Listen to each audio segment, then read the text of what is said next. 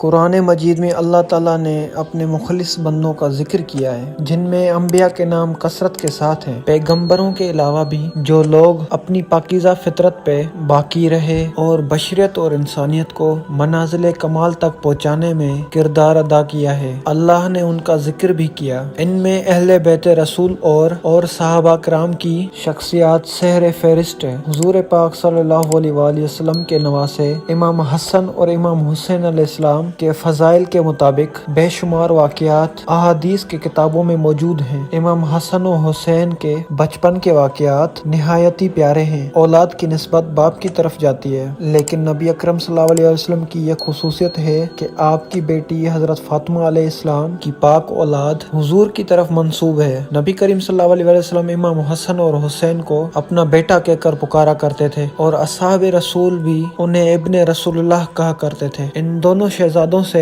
آپ کو بے پناہ محبت الفت تھی۔ رسول اللہ صلی اللہ علیہ وآلہ وسلم انہیں اپنے سینہ مبارک پہ بٹھاتے، کندھوں پر چڑھاتے۔ کبھی حالت سجدہ میں یہ دونوں شہزادے آپ کی پشت پہ سوار ہو جایا کرتے تھے۔ رسول اللہ صلی اللہ علیہ وآلہ وسلم مسجد میں تشریف لاتے اور فرماتے، چھوٹا بچہ کہاں ہے؟ امام حسین علیہ السلام دوڑتے ہوئے آتے اور حضور کی گود میں بیٹھ جاتے۔ کبھی اپنی انگلیاں حضور کی داڑھی میں داخل کرتے تو کبھی حضور انہیں پیار سے بوسہ دیتے۔ یہ وہی بچہ تھا جسے رسول کے نگہداشت میں پلنا تھا، تاکہ اسے حق و باطل کی جنگ کے لیے تربیت دی جائے جو سرزمین کربلا میں لڑی جائے گی، اور آپ کا نواسا اپنے خون سے حق و باطل میں فرق کرنے والا تھا۔ ایک دفعہ کا ذکر ہے کہ امام حسن و حسین علیہ السلام مدینہ کی گلیوں میں کھیل رہے تھے۔ وہاں نبی اکرم صلی اللہ علیہ وآلہ وسلم تشریف لائے۔ آپ صلی اللہ علیہ وآلہ وسلم کو دیکھتے ہی دونوں شہزادے آپ کی طرف دوڑتے ہوئے آئے اور اپنے نانا کے گود میں چڑھ گئے۔ نبی نے انہیں اپنے کندھوں پر بٹھایا اور اسی حالت میں حضرت فاطمہ علیہ السلام کے گھر پہنچے۔ یہ دونوں اپنے نانا کے کندھوں سے نیچے آئے اور گھر کی صحن میں پھر سے کھیلنے لگے۔ کھیلتے کھیلتے امام حسن اور امام حسین علیہ السلام ایک دوسرے کے سامنے کھڑے ہو گئے اور کشتی لڑنا شروع کر دیا۔